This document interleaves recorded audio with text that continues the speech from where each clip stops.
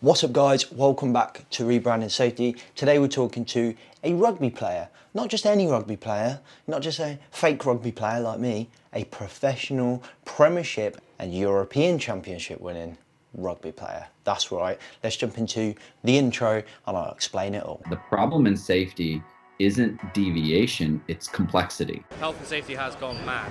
Health and safety is trying to unpick having gone mad in the past. There's no one solution and one problem. The problem is that we are looking for one solution. Does the structure of the team allow them to flourish? Feel safe enough to be uncomfortable. The environment defines our behaviours. People aren't the problem, they're the solution. Rebranding Safety, crushing the stereotype. Brought to you by Risk Fluid. What's up guys, welcome back to Rebranding Safety, the podcast and YouTube channel doing exactly what it says on the tin. We do that through long form conversations, interview like today on the podcast, and do it by shorter toolbox talks, tips and tricks, etc. on the YouTube channel. So if you're new here, hit that follow button, subscribe button, bell button, whatever the button is on your platform. Today we're talking to a professional Premiership winning, European Championship winning rugby player turned into a leadership and culture consultant, probably the best word to describe it, even though he didn't really consider himself a consultant. Now, please don't go anywhere just because I said I'm talking to a rugby player because you think, oh, he's gone off tangent, he's not talking about safety. There is so much in managing the culture of a rugby team that translates into, whether you want to call it safety culture or culture or whatever. This stuff works. You have to stop thinking about, it's a safety podcast, we're just going to talk about risk assessments and method statements and safety 2 and safety 1 and like all this stuff translates, and there is bits that we can take from sport and learn from sport and implement in what we do. So please bear with this and kind of skim over the rugby phrases and terms and names and teams. I think about what we're actually talking about, which is culture and leadership and creating an environment which enables people to perform, whether that is in the corporate environment or in the oil and gas environment or in manufacturing or in sport. It's all the same. This guy caught my eye because somebody shared this video about talking about leadership, and the team that he played for is the team that I talk about quite a lot. In training or in keynotes or whatever, and I mention it because every interview I've seen, every Instagram video I've seen, every blog I've read about this team, they all comment about the culture, about how they just don't want to go anywhere, and that resonates with how you see them perform on the pitch. So for me, like, yeah, I've just had them in my notes for a long time as, you know, if I ever get the opportunity to talk to somebody from that team, then pounce on it. So I saw this person's video, they started a business called the Saracens Way. There we go, that's the team, Saracens, you know, massive Premiership winning, annoyingly good rugby team. You know, as a Saints fan, pain, like real pain to get this gentleman on the podcast. Currently gone through a bit of a scandal with salary caps. So basically, for those of you who don't know rugby, there's a cap on the salaries that you can have within a team. So basically, you can have like 2 marquee players who paid a lot more than most. So they're like normally like your big hitters or your big scorers, etc., or your real international kind of amazing players. Other than that, there's basically like a set level. I don't know the ins and outs on it, but basically there's a limit on how much you can spend, right? And it was found that Saracens were breaching that, which is a shame because it kind of tars everything that they've achieved over the months, and that everyone will say, you know, it was all to the pay. But anyway, we'll talk about that in the podcast. We're also going to talk about player safety as well, which I think is really interesting, and you can't pass up an opportunity of having a safety professional or a professional rugby player in a interview and not talk about player safety. So we talk about player safety as well. But who is our guest? Our guest is a Sarries through and through. Like, you cut him in half, he's black and red. Is that their colours? Yeah, black and red. You know, he's there throughout the whole thing, as are most of the Sarries players, really. And he'll tell you his story, but, you know, he suffered a bit of injury through the time, but, you know, it just does not take away from his victories. You know, he's held that Premiership trophy, he's held that European Championship trophy, and it's just phenomenal achievements. And now he's got a business called the Saracens Way, which he runs on helping businesses kind of work through leadership and culture and just improve your kind of performance efficiency through looking after your people, essentially. So without further ado, let's get into today's podcast with Will Fraser, Premiership and European Championship rugby player. We interrupt this broadcast to bring you a shameless sponsorship clip. In all seriousness, guys, we partnered up with DRM Group. You know David McLean's been on the podcast time and time again. We absolutely support his message, and he's got a brand new online course to help you. I'm going to let him tell you all about it now. The brain can be trained to think and behave differently, to think in more positive and optimistic ways. And there are steps that you can take to train your brain to feel good for good. And we call this lasting positive change. Through our 16-day program, which includes daily videos and action sheets, taking you no longer than 15 minutes to complete a day, you will learn how to move away from thoughts of anger, hopelessness and frustration to a place of mental well-being and positivity.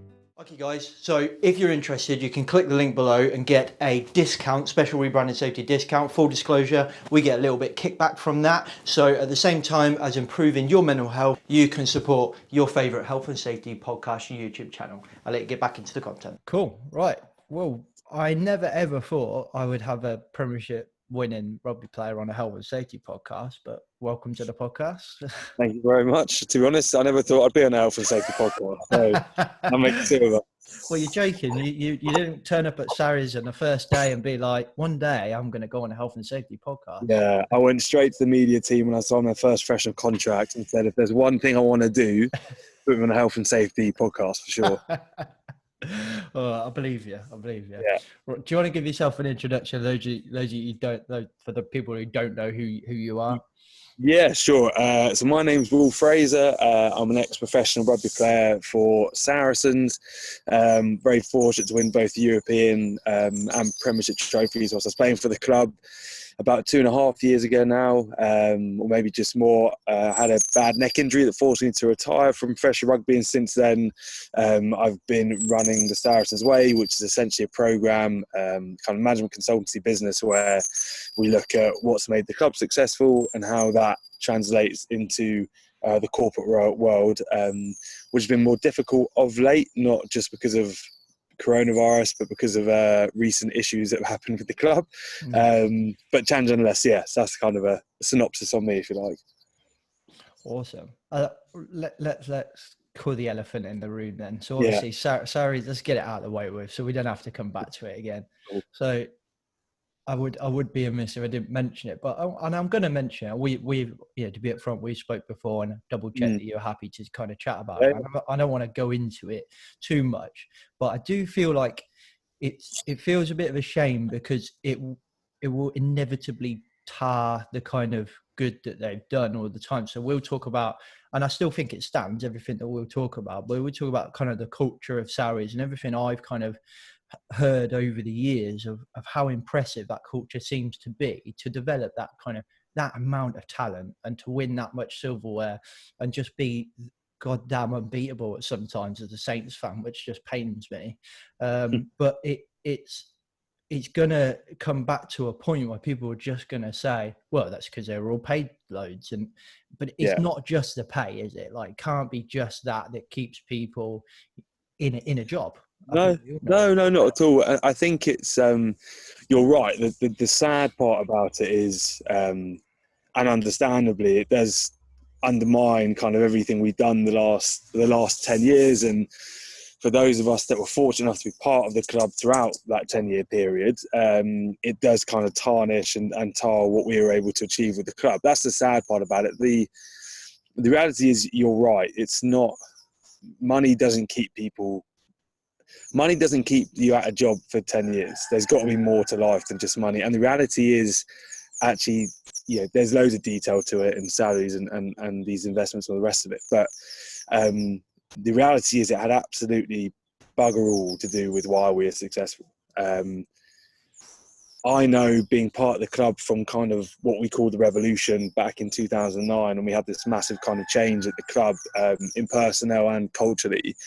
I know the work that went into making that a reality. I know how hard I worked throughout that successful 10-year period, how hard all the players worked, the coaches, the staff, and what really made us the club we are. Like, I know that, all the players know that. And to be completely frank, it had nothing to do with the salary cap stuff. Now, to caveat that, by no means is that me saying that we're innocent, right? That's not what I'm saying at all. Clearly we've been caught, clearly we were wrong, we shouldn't have done what we've done. That's very black and white for all to see. But yeah, the sad bit as an ex-player is kind of everything I've said, is that it does undermine what we've done. And I know we've spoken, a few of us ex-players actually spoke about it and just said, we kind of, because it is sad for us because we can't do anything about it. It's, you know, and you see your best mates kind of getting dragged through the mud, and you want to be there to help and do what you can. And Addy Hargreaves actually said to me, he said, look, at the end of the day, the only thing that matters is that we know what we did. And we know, as I say, we know how hard we work, we know the effort we put in, we know what's gone into creating this club that we created. And that's the most important thing. And that's been quite useful for me personally to kind of remember. But at the end of the day, we were wrong and we got caught for it and we got punished for it. So we now need to, as a club, accept that, deal with it and move forward and try and get back close to where we were pre all of this stuff. And I think if you compare it to what we see right now, if we were playing rugby, but like Leicester Tigers, you know, they've got a phenomenal collection of players, you know. Yeah. Debatable the England fly half, depends on what side of the fence you're on. And then you've got, you know, probably what UK's best winger there, and just an absolute ream of talent, yet they're not performing. For me, when I look at that, I just think, well, there's got to be something wrong in the camp, like in the culture side of it. Because let's be honest, George Ford's getting paid a lot of money. I mean, I don't know. Johnny May's going to get. I know Johnny May's just announced that he's moving on, but it was. You know, those people are going to be paid a lot of money, and there's reams and reams of talent in there, all going to be paid a lot of money. I wouldn't be surprised if we're to find out that Sarries is not the only team that's done this, let's be honest. But to move on from that, it's you've got to be able to look at that and go, well, there had to be something that Sarries were doing other than just paying people a lot of money to, one, keep the talent, but two, perform at that level for that sustained period as well.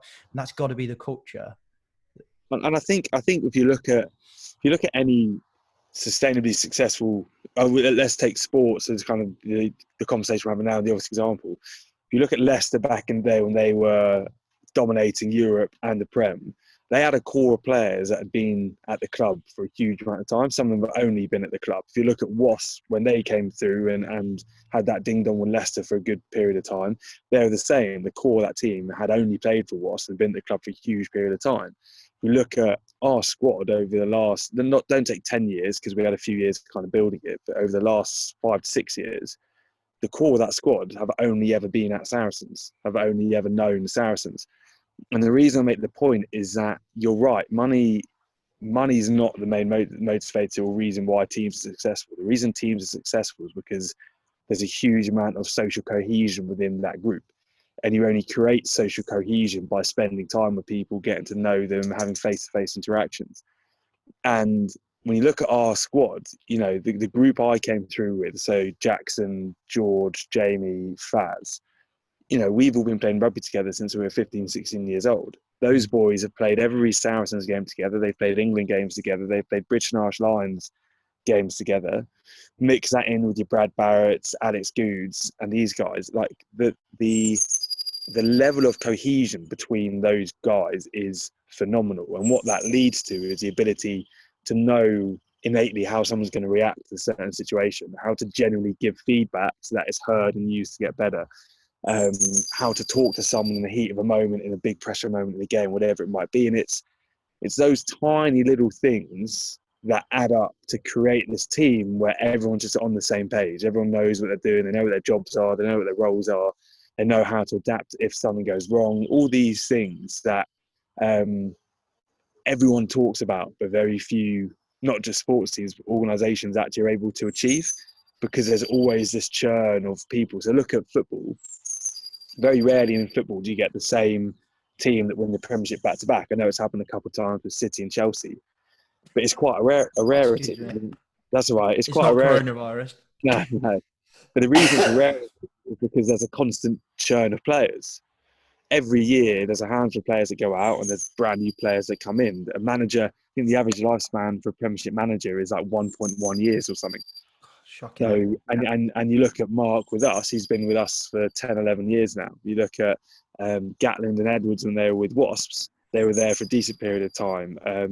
The same with Leicester and you know, the coaches they've had. And I think it's those things that people, that when a team becomes successful, people look and go, oh, what they're doing here and now. But it's not. It's kind of 5 years before that. It's 10 years before that. It's where is it built from? And you've got to be patient and allow that to happen. And if it looks like it's going wrong, arguably that's the time you need to go back to this even more and trust it even more and not make these wholesale changes. So yeah, so going back to your question, appreciate I've gone on a bit of a waffle there, but going back to your question, what makes successful teams sustainably successful, not these one-hit wonders that win the league once and then drop down to 6th or 7th, but sustainably successful teams is the level of cohesion within that group of people. And it's, you can, well, at least early on, and granted, I know now we're starting to see, which I think is inevitable, some players going out on loan and stuff like that, which I think is inevitable. I don't think you could have avoided it. And to be fair, you know, everyone was quite clear early on that that's probably going to start happening. But when we were still playing rugby before this pandemic came along, the lads on the pitch just seems to be solidified. You know, it's not like you would see, what you would expect to see was that, you know, we're most probably going to get relegated, which would just be a shock to see Sarries in the Championship. But you know, you're going to get relegated. You would imagine to start seeing, like, you know, fractures in the teams and performances and lack of motivation. But I mean, you were still winning games left, right, and centre, and he was still just that same old annoyingly solid defensive line that you just can't get past. And it was just, and I remember watching the first few games after all this was coming out and consistently just thinking, Jesus, these core team of guys are just solid. It's just like you say, cohesion is probably the best way to describe it. Yeah. So I think what's interesting for us, because when the initial stuff came out, we still had a chance of staying up. So we only got the 35-point deduction. Mathematically, we could still stay up. So there was this huge push in the squad to kind of say, well, let's take this challenge on and see what we can do. You know, let's just play. And if we can stay up, and it is, you're right, it was a solidifying thing. And then, you know, we had a couple more punishments along the way. And we didn't really get a chance to, you know, there was the Racing Metro game at Allianz Park, which was the afternoon of the morning when we officially got told we had been relegated, full stop, and we managed to win that game. You look at that and you go, for the lads to have to deal with all that, you know, and it's the lads you feel sorry for, because, you know, they're taking a hammering and they've got families and all this to think of, and so to deal with that and then put in that performance was monumental. And then the following week against Quins, I think, was when you saw the accumulation of all the stress and probably anxiety and anticipation kind of manifest itself, and we got rightly hammered by Quins. It was a shame it was Quins, I have to say, from a personal point of view. I would have much rather it was a different team, but that's a different case. But I think but everything you said, that is our challenge now going forward, is actually in how we deal with this now will tell us how strong we were beforehand. So if we deal with it and the boys crack on with it and we get it back up next year or whatever, then what that tells you is clearly what we had was real and was strong and was genuine and authentic.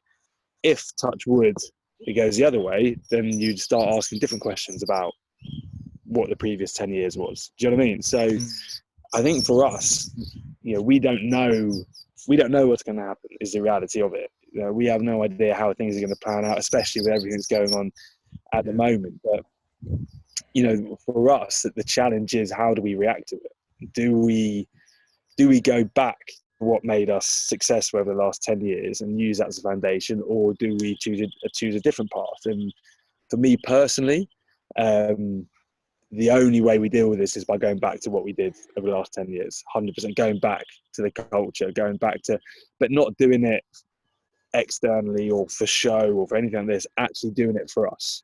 You know, who are we now as a club? What is our culture? What do our values mean to us now? Because very clearly and very publicly, they've come into massive question. You know, when we've got these 4 words on our stadium, everyone's kind of pointing, going, "Well, you didn't really live by that one," and rightly so. So we have to internally, first and foremost, figure out, well, how do we want to use these going forward, and that's a huge challenge, but equally hugely exciting, because it gives us the opportunity to kind of, you know, reset, if you like, and actually start, because we are a different club now to what we were 10 years ago.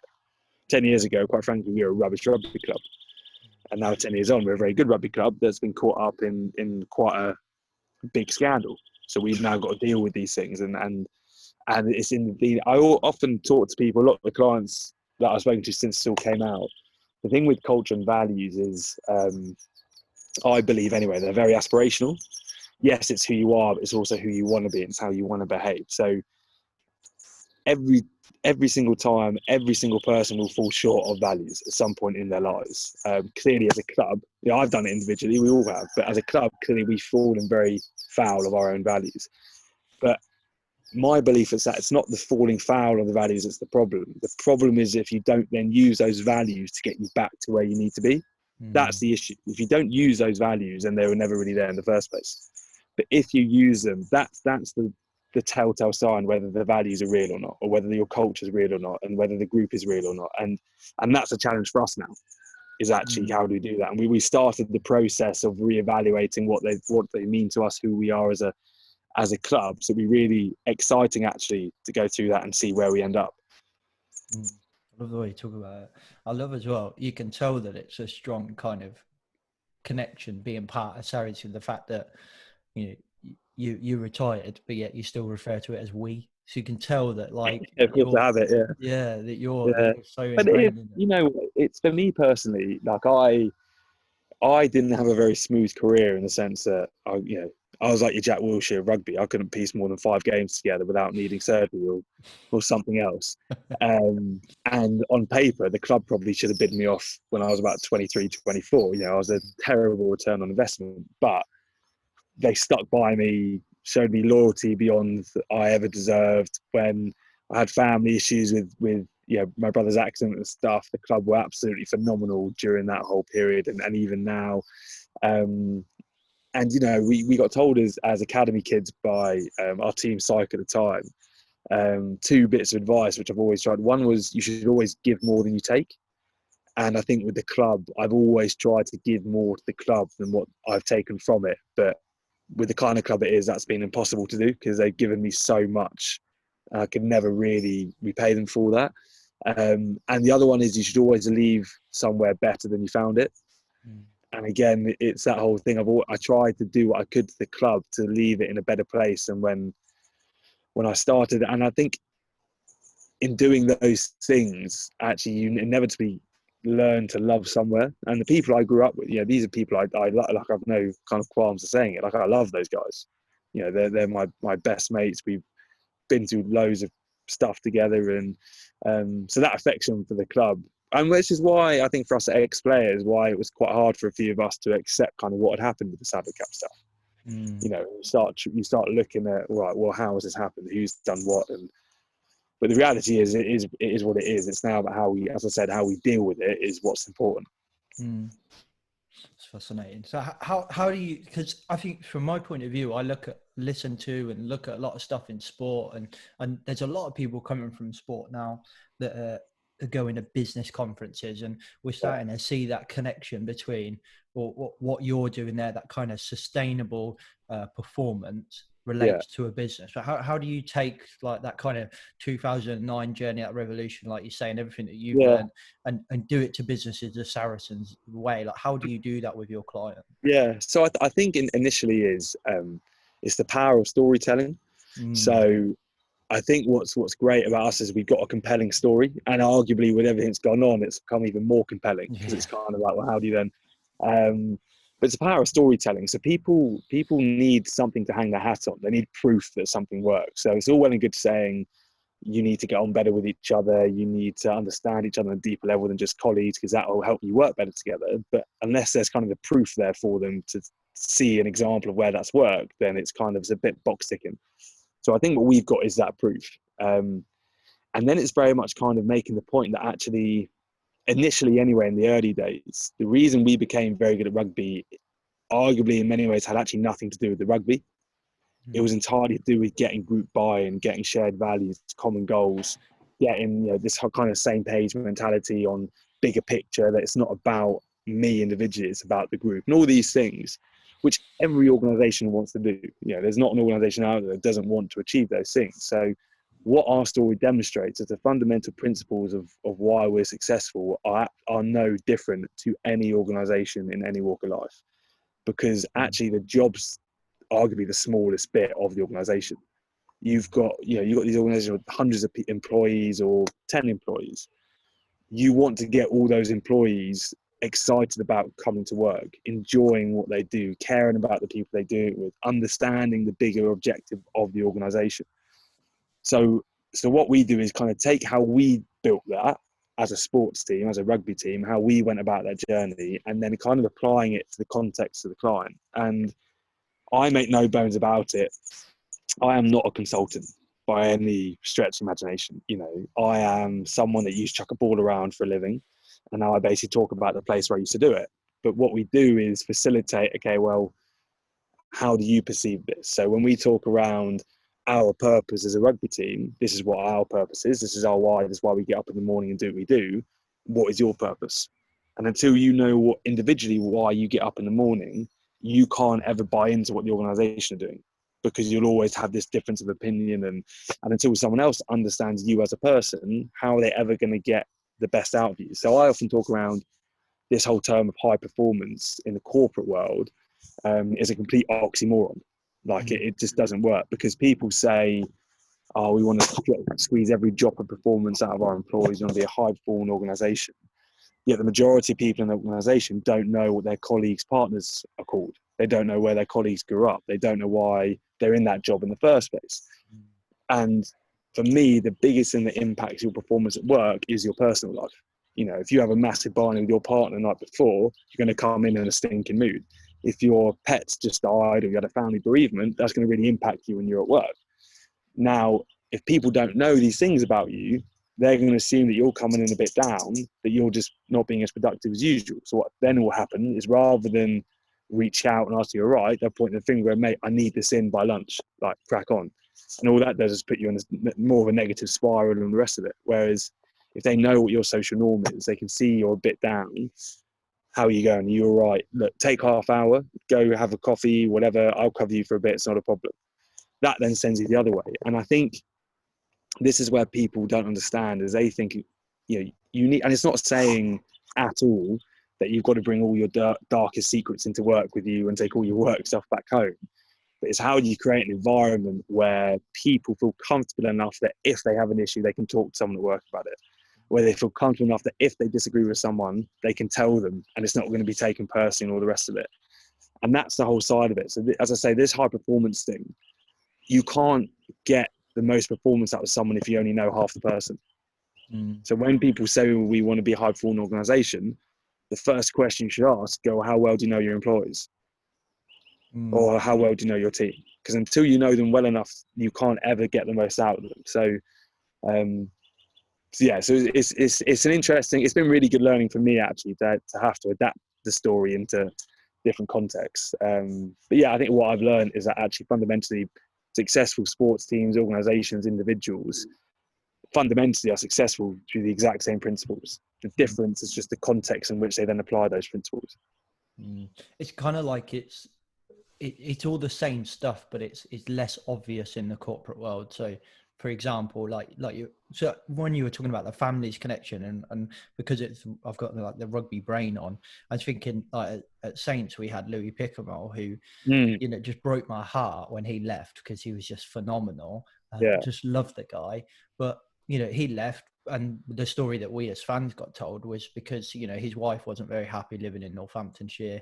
And it's so fundamental, isn't it, between from that kind of that point to say, well, if your home's not right, your head's not right, and if your head's not right, you're not going to perform. It's the same with we had we had George North, was probably one of the best winger in the Premiership for a long time. We loved him. Towards the end of his Saints career, was really not performing for us, and he just wanted to go home back to Wales. And now look, he's back to fine form again, performing like he was. So there's got to be that connection. 100%. And you see it in football most obviously when you'll get someone that's come from a lower league club, has been their best player, he goes in a big money transfer to one of the top teams in the league and just kind of disappears. Like take Danny Drinkwater or Ross Barkley, for Leicester and Everton respectively, they were phenomenal players. Then they get signed for Chelsea.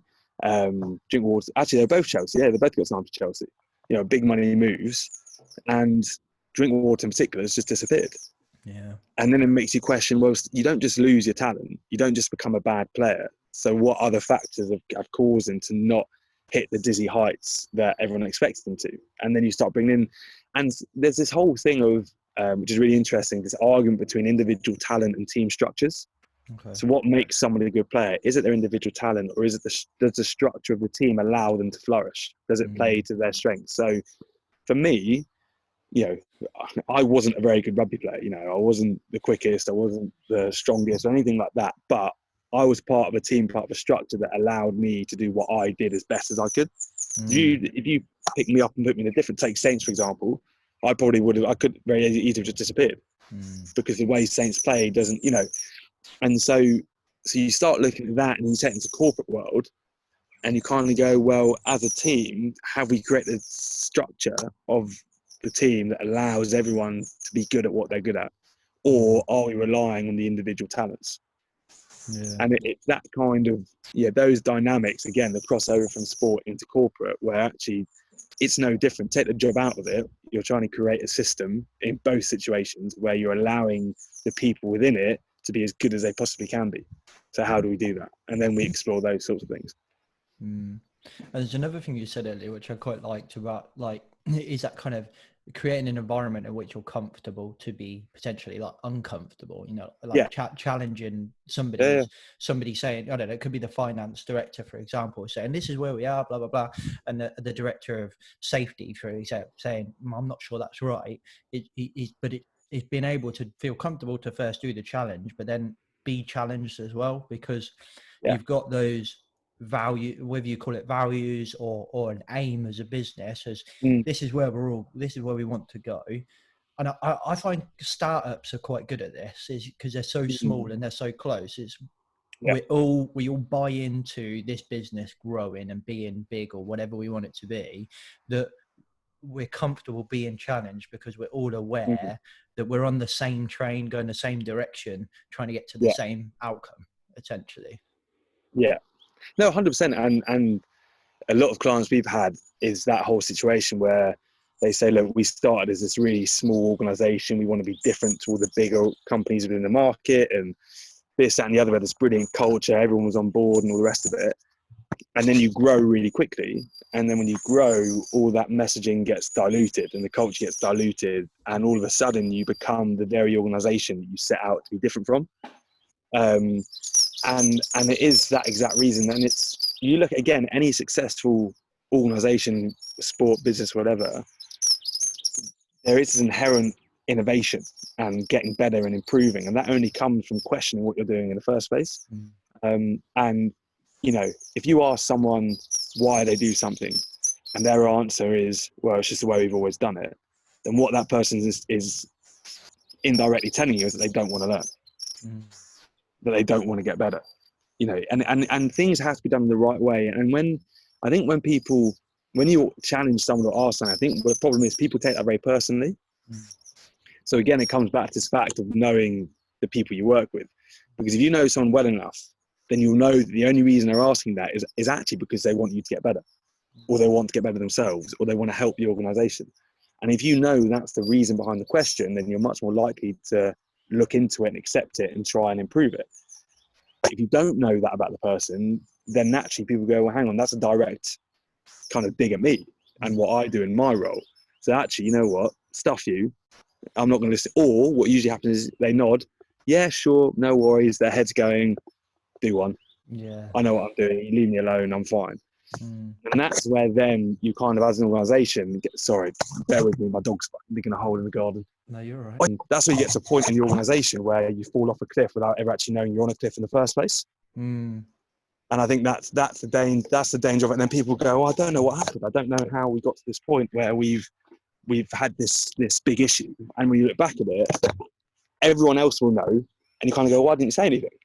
Oh, well, I was afraid about the repercussions, or I might lose my job, or this.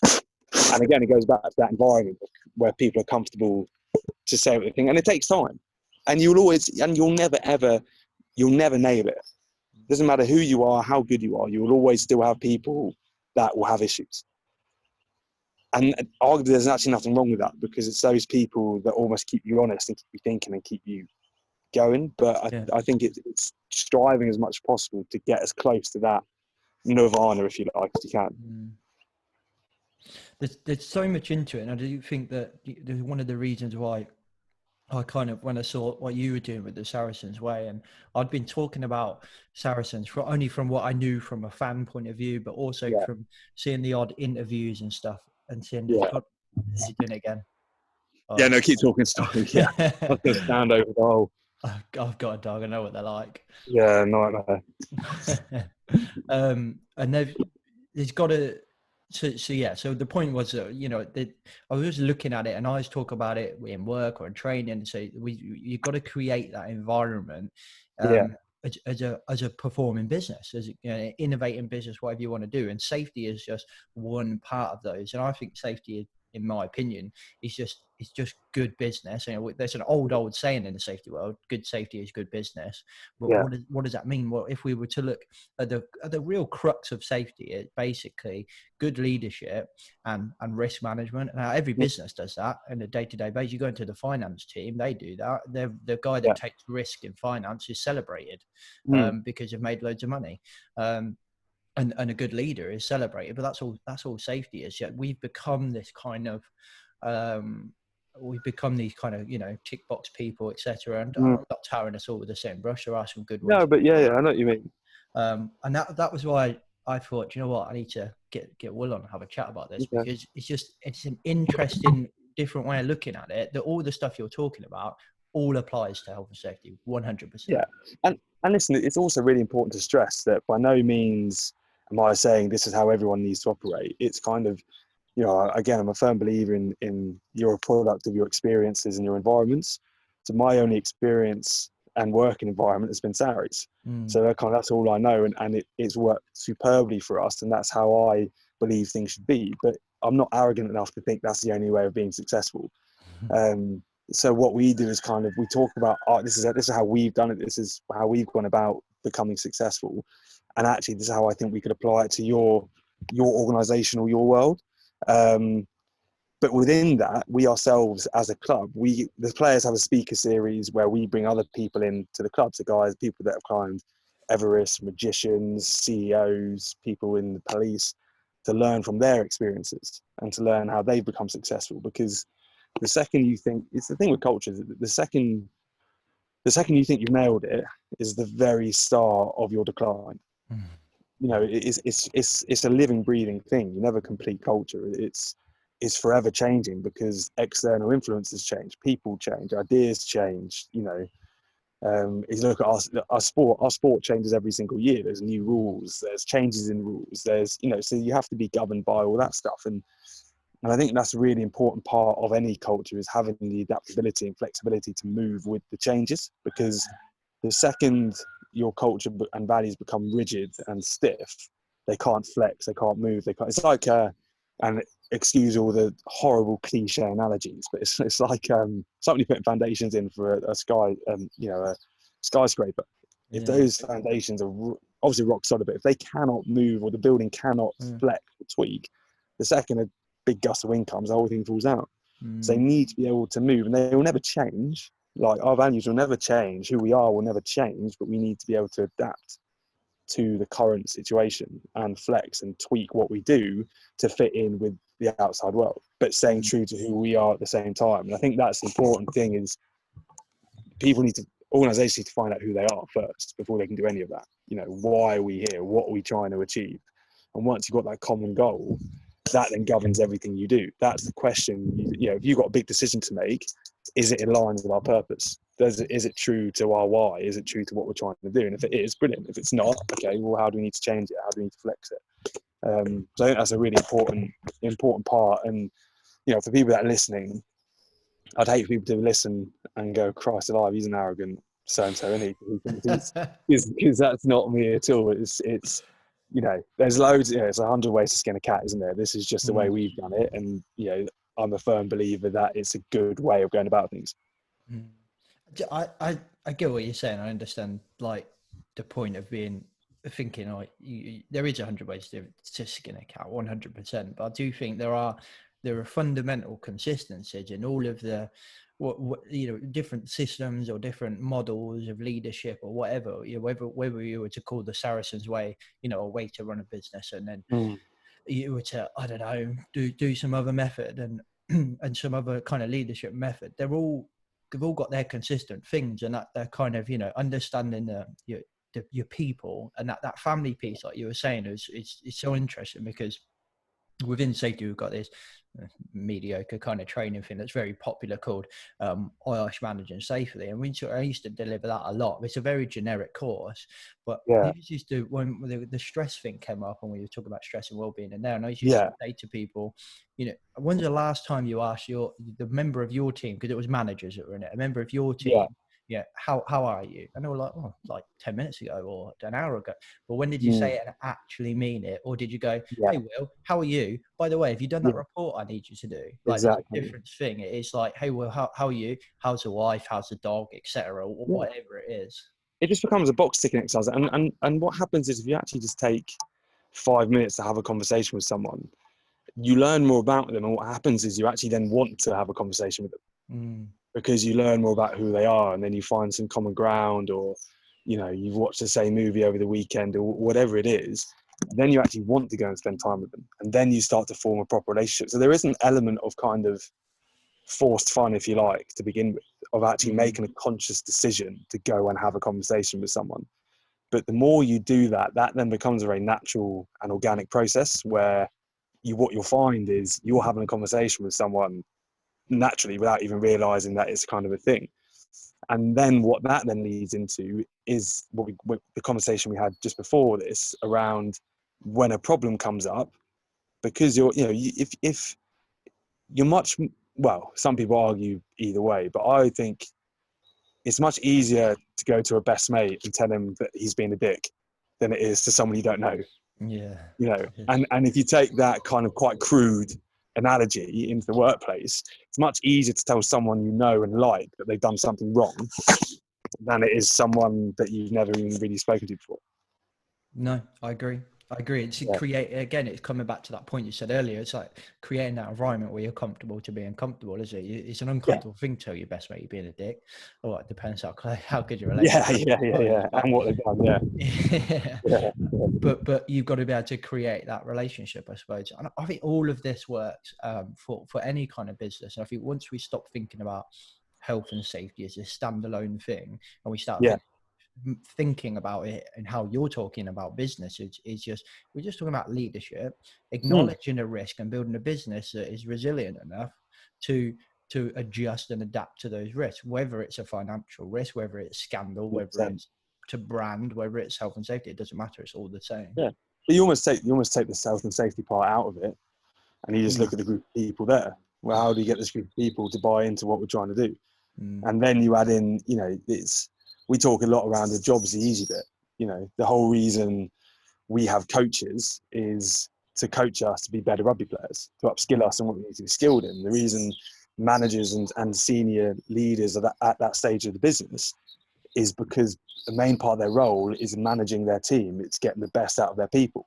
So in theory, the job's the easy bit. The difficult bit is, how do you get people wanting to come into work every single morning? How do you get people excited about what they're doing? How do you get them to care about what they're doing? And it's by no means saying, look, the reality is not everyone's going to love their job. I was extremely fortunate that I was able to do the very thing I wanted to do and that I love doing. But the real world is very different. And this is a huge, huge generalization. But what I've kind of learned doing the role I do now is that there tends to be kind of three reasons why someone's in a job. It's either because they love it, or it's because it's a stepping stone onto something else, or it's because it's kind of to pay the bills and the mortgage or whatever. Now, there is no right or wrong in that. Every single one is completely just as justified as the other.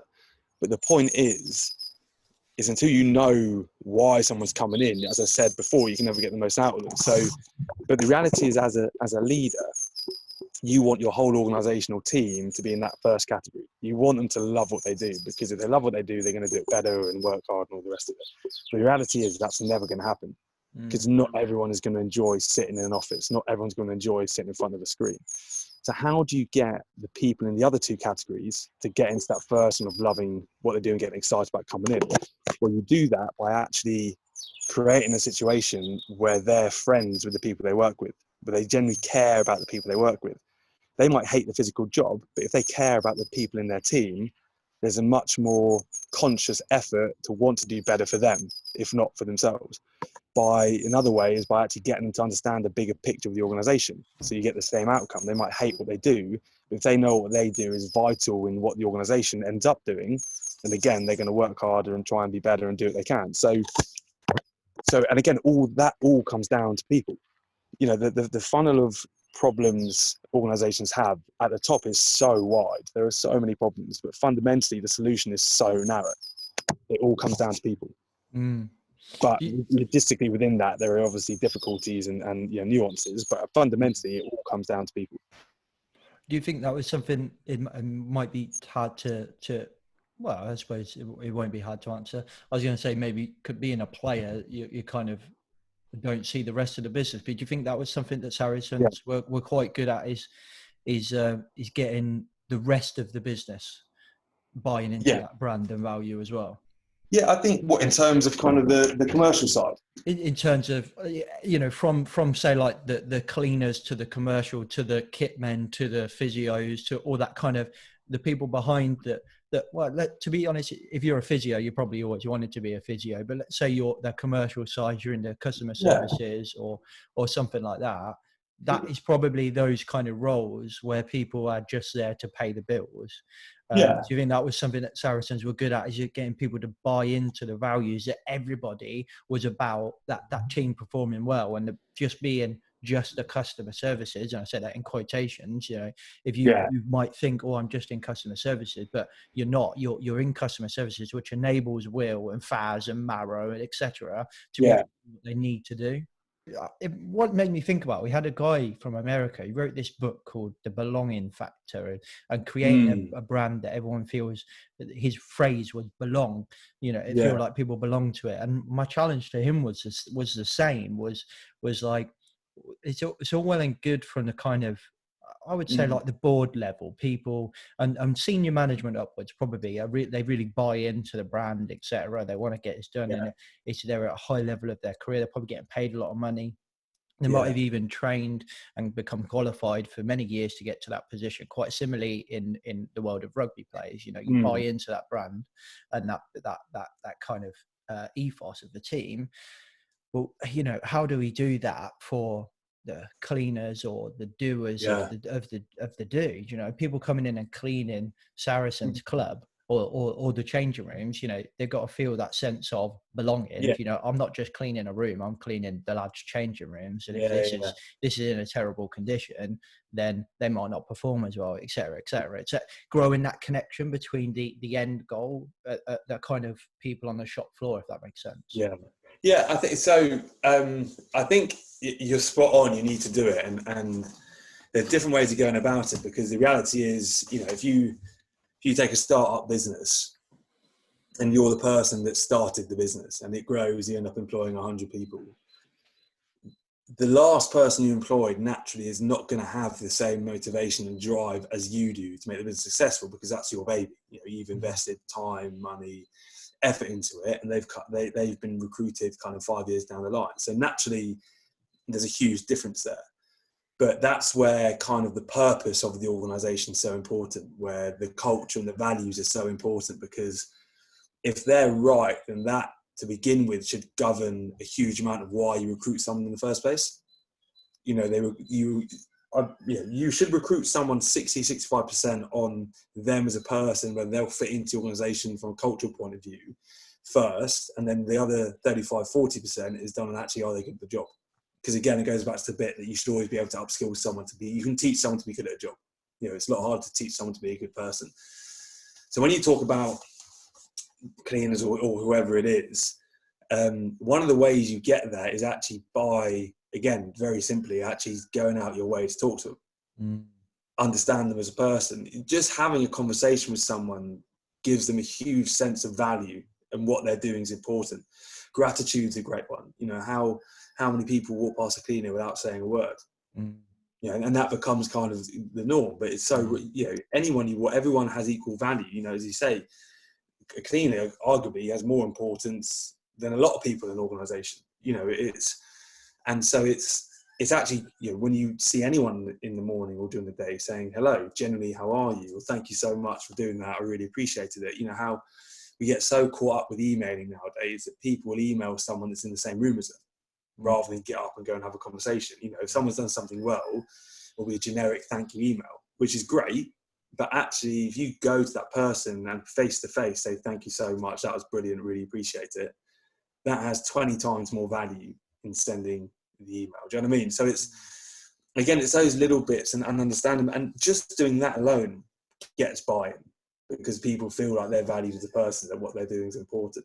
If you can then layer on top of that kind of this bigger picture of what the organisation are trying to do, and they understand their role within that and how actually their role within that is important, however small or big it might be, then that layers on. But it takes time. You know, these things don't happen overnight. And I say to clients that come on our workshops, like, yes, you've hopefully had a good day and it's been interesting, but you're not now going to go away and have a brilliant culture and all know each other unbelievably well because you've done this day. Like, that's just not. This is a rod up the backside, really.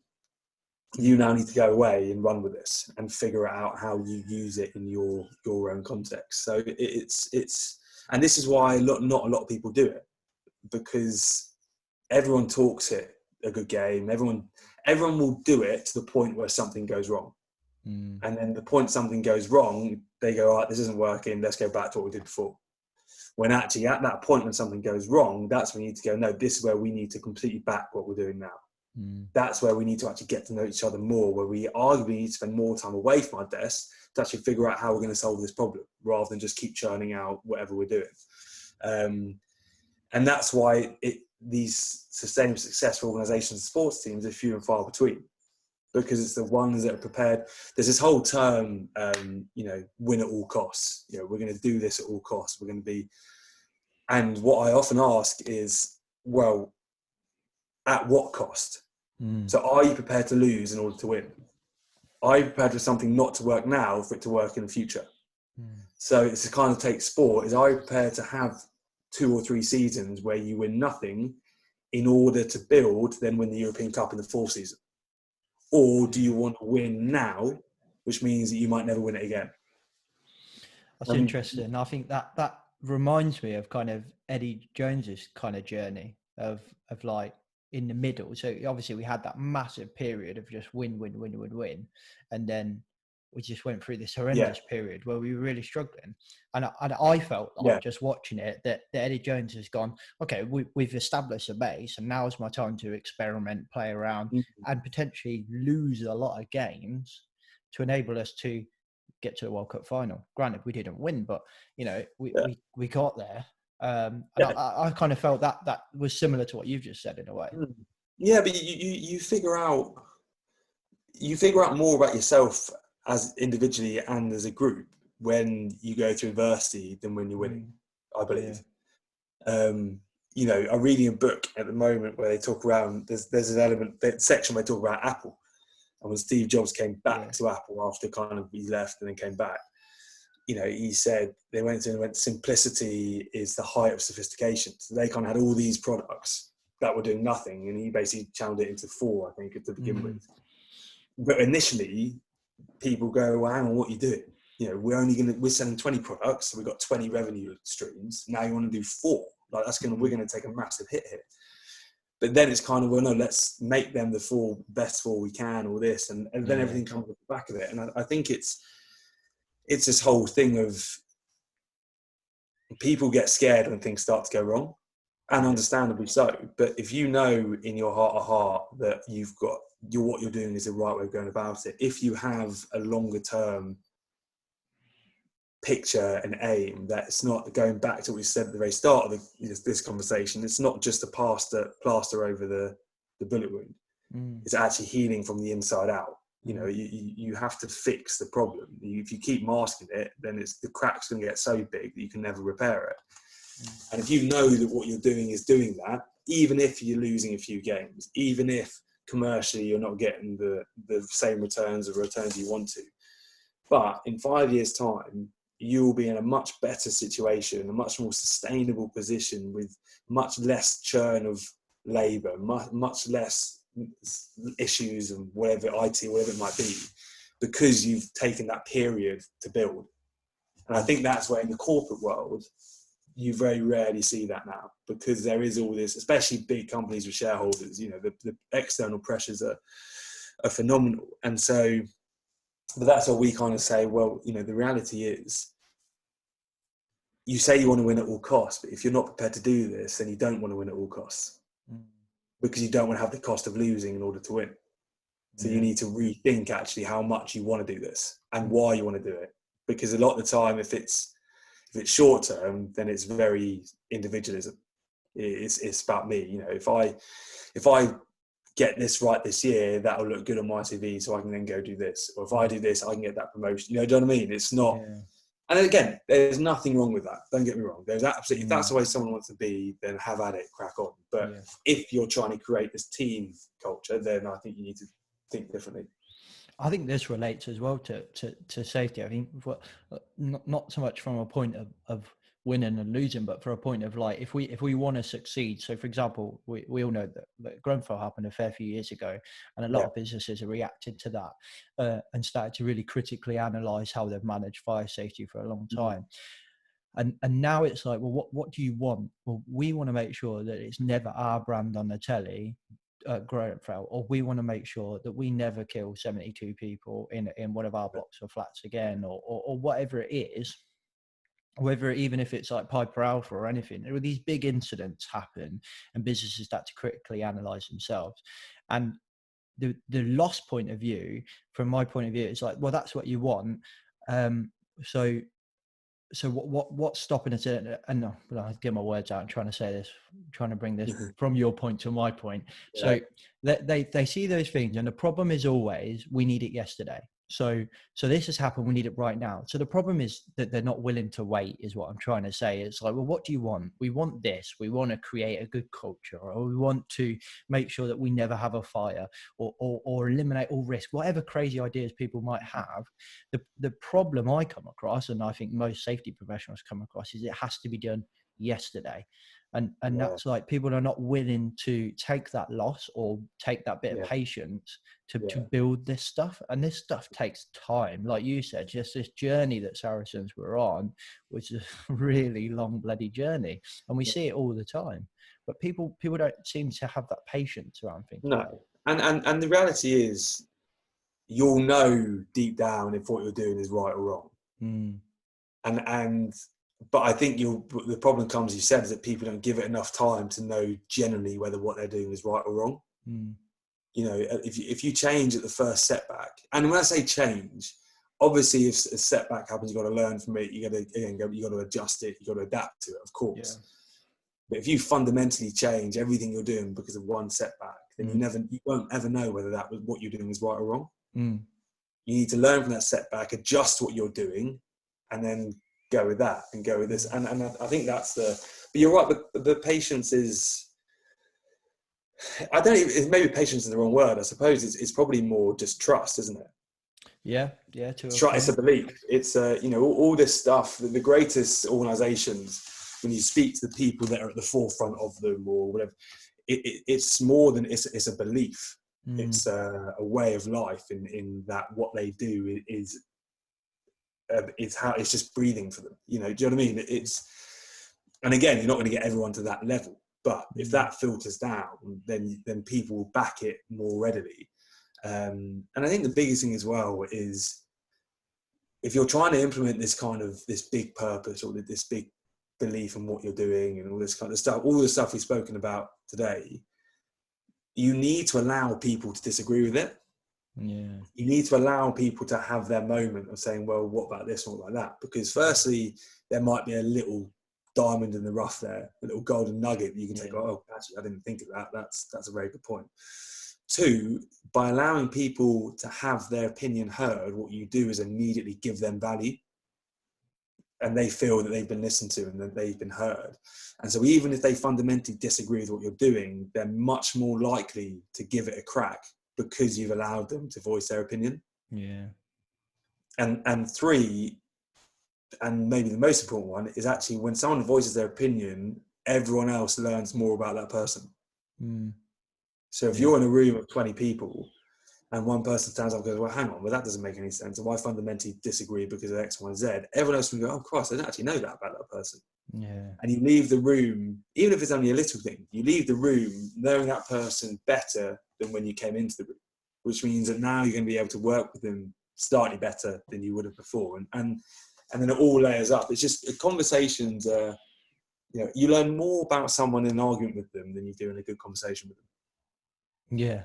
Yeah. In an argument, that's when proper opinions come out. That's when, and you know how they're going to react to something, what they're like when they get angry, what their social norms are, what they actually think, because it's often not until a full-blown argument happens that someone generally says what they actually think.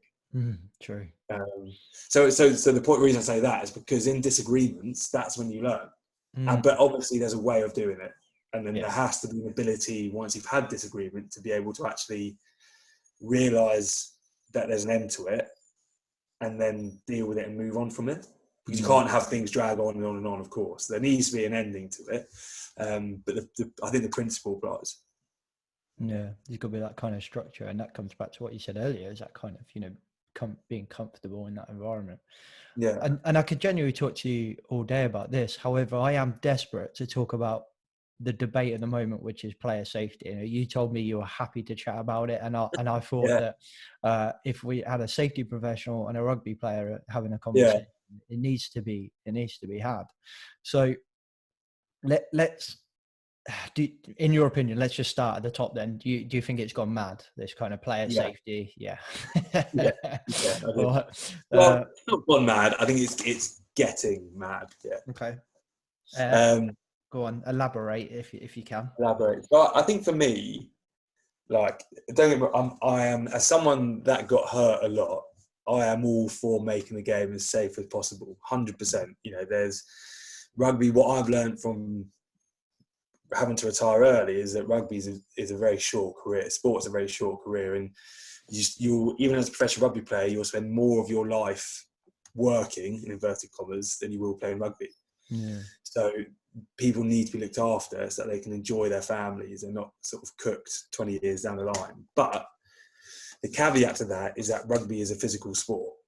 I got into playing rugby because I used to go down and watch my old man play for the local vets team, and used to see these guys bashing 10 bells of rude word out of each other, and then have a beer after and shake hands, and it's that physical. I got into it because of that physical element to that. As I said, I wasn't very quick or very skillful or anything like that. I just used to kind of put myself about. But so there comes a point where there needs to be an acceptance that if you play rugby, you're going to get hurt. You're going to get hurt. You're going to break a bone. You're going to get concussed. You're going to probably have a surgery if you play to a decent level and all this kind of stuff. It's just part and parcel of the game.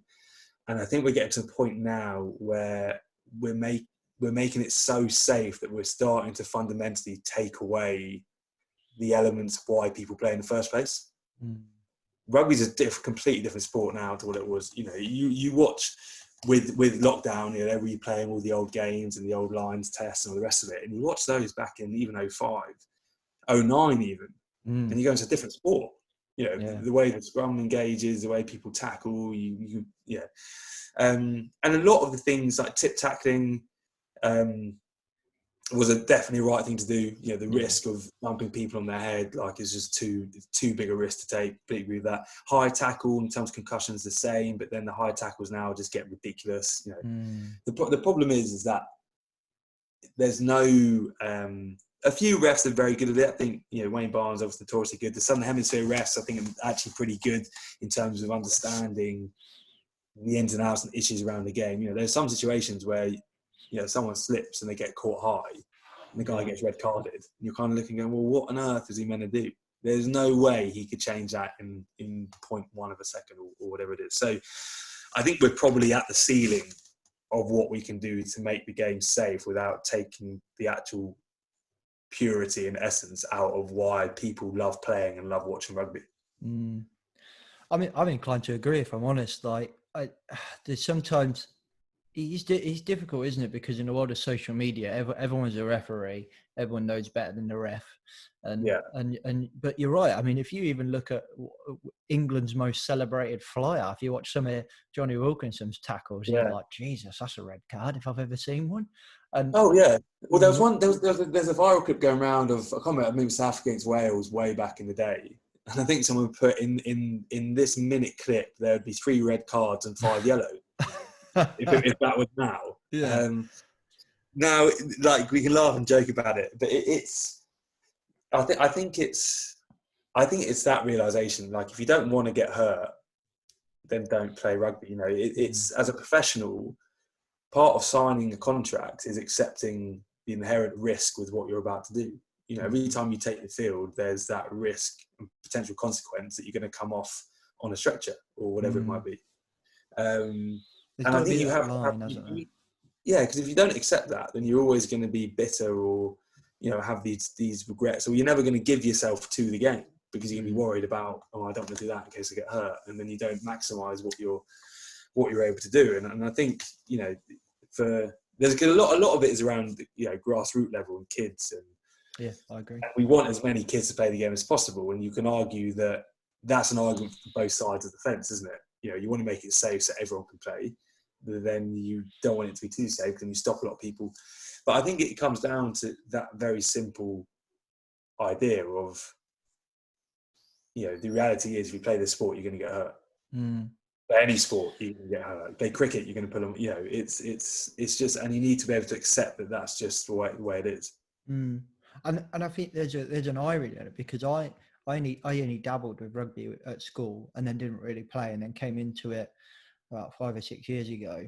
And my lesson on how to tackle was about 30 seconds before kickoff, where this guy just went. The captain went, "Hey, Rob, can you just show that? Yeah, I got it. Yeah. Do you want to do this or do that?" And that was it. And I think the irony of all of these conversations is we're debating it at, granted, the strongest and most powerful level of rugby is the Premiership and the Championship and all that. So the hits are much harder, and I get that. But then on the flip side, you've got all the support. And I think for the RFU as a kind of nation of their biggest risk is that kind of those people that have come into the sport at a young age but never really was taught the basic fundamentals, because you only get taught the basic fundamentals at your mini juniors and your kids rugby. After that, everyone just assumes that if you're going to play rugby, you know how to do this stuff. And some of the stuff I saw playing at that, I mean, just like a crap level of rugby, but some of the stuff I saw, and I just thought, Jesus. and it's like, then granted, the Premiership and that level of rugby is a beast unto itself, and it probably does need, I think, to stop where it is, or maybe just to adjust slightly. But it's what you're doing about the grassroots, like you say, what you're doing about those people who play social rugby that just play it to have a pint with the lads at the end. Because there's so many injuries at that level. And you haven't got the, you can't, when I started playing, the club I played for, we were in the magazine for putting 7 teams out. By the time I left, we struggled to put 2 or 3 teams out. So it's like, we haven't got the bench to be able to say, right, you're injured, come off. So you're getting people that are injured and still playing, a full game. But you're spot on, because it's, I mean, one thing that we've learned, almost kickstarted by what happened to us, is that rugby as a sport is not governed well at all, whether it's Prem or RFU or whatever. And I think you're right, I think what they've gone about it kind of back to front in a way, because they've kind of used the professional game to bring these new rules in I'm assuming because it's kind of the visual example, and if we do it at that level, then everyone will follow and all the rest of it. But actually, if you're going to make it a genuine change, then you ask someone to go the other way. And you need to be teaching this to kids at the very earliest possible moment. You need to be teaching it at grass over sports. If someone like yourself hadn't played for a while and then come back into it, you know, there needs to be a protocol before you should be able to allow to play a game that you've done your tackling practice, you've done your ruck, whatever it might be. Yeah. And then what happens then is, as these people grow up and these kids become professionals, that's what they've been doing their entire lives. So it becomes a very natural way to then play the game. The problem you've got professional level, and it's getting better now, but when they started introducing them a few years ago, you've got 6'5", 6'6" guys that have been taught their entire life to tackle kind of chest on chest because they're that big, and to go up top because that's when you can melt someone. That's they've been taught. And then you're asking them to tackle a 5'9" little lad around the waist. And that's when actually you want to get more concussions, because that's when you get a head on the wrong side, you take a knee in the chops, you get a hip pointer on your temple, whatever it might be. Because you're fundamentally asking people to change 15 years worth of knowledge in a day. Yeah, you know, muscle memory, I suppose, isn't it? Like, I suppose. Yeah, but it's like anything in life. If you've done something a certain way, and it's, as we said, everyone needs to change it. But if you've done something a certain way for 10 years, whether you're changing for the right reason or for the wrong reason, it's very difficult. You need to give people the time. Again, it comes back to time. But the problem with the rugby is they didn't give anyone the time. You know, they made these massive changes and expected everyone to be bang on it. Rather, look at VAR in football. You know, they went boom forward with doing everything straight away, and it's all gone to pot. Whereas, and listen, like, I have no authority to talk about anything to do with any other sport, really, not even rugby, really, to be fair. But you think in hindsight they should have just used it potentially for offsides, and that's it, and let that get embedded, and then they bring in maybe penalty decisions that get embedded, and go bit by bit. Because look at the goal line technology, everyone was against that, and now it's just part and parcel of the sport. So I think with where rugby screwed up is they didn't give the professional game enough time to actually react to these rule changes. And I think we're getting better now, but there'll be, the problem is, you know, it's one of the few sports in the world that changes its rules every single year. Yeah. Or even halfway through a season changes its rules. You know, you look at the scrum, every year you get the refs in pre-season to do a session where they're basically telling the entire squad what the new rules are, or what the new kind of hot bits they're looking at are, which were different from last year. There's constantly, you know, this whole thing of being able to adapt, and as players generally we're pretty good at it, but it's still going to have. How much do you think like the fans and social media kind of has an impact on this stuff? Because it's like the perfect picture of irony that, like, say for it, Saints fans are probably one of the worst. You know, everyone loves Courtney Laws. He's our favourite player. And, you know, I love him to bits, you know, proper Northamptonshire born and bred lad. I absolutely love him. And, you know, watching him fold in like French fly halves in half, and you're like, yeah. And then the second somebody does that to one of our players, we're screaming for a card. And we're saying that the ref was one-sided. And how do you think it's kind of like trial by social media, and that the RFU is inadvertently or maybe subconsciously put under pressure by the public? Yeah. I think that's just life in general now, to be honest. Yeah, true. It's the power of social, and this is probably a whole podcast in itself, but the power of social media is enormous. I mean, you know, you look at the moment, the good side of it in terms of the amount of money that's being raised. You know, there's the war veteran, I've got the Captain Thomas Moore, I think his name is. He's raised almost £5 million. You know, and you see the influence from a good point of view like that. And then obviously, you know, for various topics, we've seen the other side of it. But I think with sport, of course, it's, you know, it's like, I often liken it to, you know, like when you go on holiday and you look for a hotel on TripAdvisor, and you've got 10 brilliant reviews, then you get one bad review, and it's that one bad review that stops you booking that hotel, as opposed to the 10 good ones. Even if it's got 5 stars, someone thought the rooms were a bit dirty, or I'm not going to go there. Didn't have tea making facilities. Exactly. You can get 1,000 brilliant tweets about something that you've done, then you get 10 bad ones, and they're the ones you go, and obviously you need to look at them and evaluate them for whether they're legit or not. But I suppose the point is that it doesn't take a lot of negative press for people to want to change something. True. But it takes a huge amount of positive press for it to keep going. Like, so it's always, the scale is always in balance, I think, from that point of view.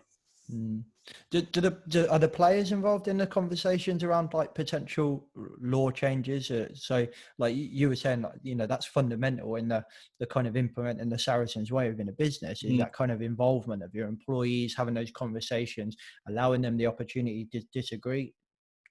Does rugby union and lawmakers, do they follow that kind of rule as well, or is it do as told?